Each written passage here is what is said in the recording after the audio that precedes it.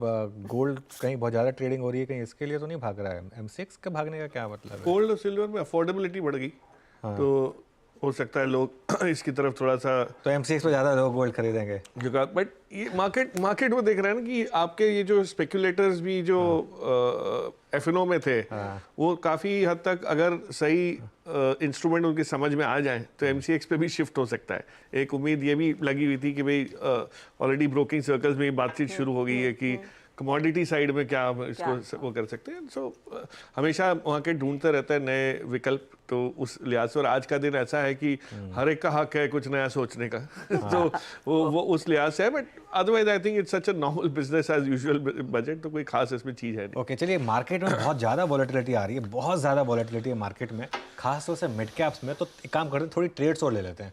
वीरो के पास वापस चलते हैं। वीरो, टेक पंचायत से कुछ ट्रेड्स और लीजिए क्योंकि मार्केट में वॉलेटिलिटी काफ़ी है इस समय।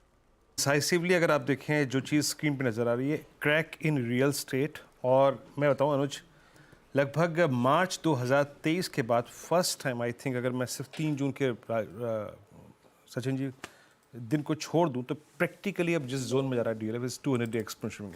कोई short call long put view यहाँ पर? डेफिनेटली जो शॉर्ट पोजीशंस है वो मुझे लग रहा है रिटेन ही करने चाहिए। एक काफ़ी दिनों से ये पर्टिकुलर स्टॉक एक लो टॉप लो बॉटम सीक्वेंस में सेट था।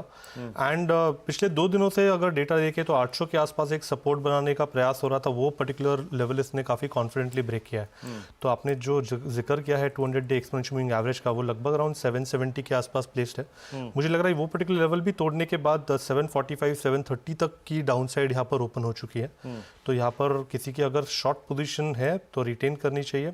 स्टॉप लॉस आपको लगभग अराउंड 814 के आसपास लगाना है, but on closing basis. Shilpa ji, यही रीडिंग अगर मैं दूसरे रियल स्टॉक की बात करूँ, रियल स्टेट स्टॉक की, गोदरेज प्रॉपर्टीज में स्क्रीन पे क्रैक हो रहा है इस वक्त, आपका टेक क्या है इस वक्त?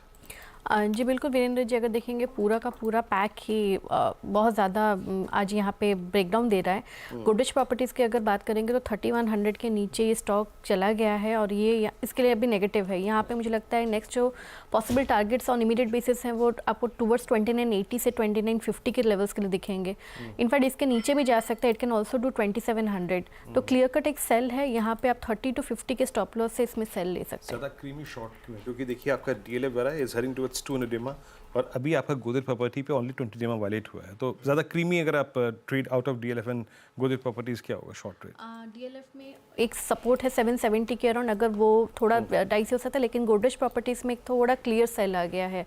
यहाँ पे आपको क्विक 200-300 पॉइंट्स का गेन मिल सकता है। ओके, अच्छा, गोल्ड के प्राइसेस में ड्रॉप है, उसका एक एमसीएक्स पे इम्पैक्ट देखिए आपकी स्क्रीन पे आएगा। MCX 3957 heading towards day high और दिन के सर्वोच्च तरफ ब्रैकेट ट्रेड करता हुआ।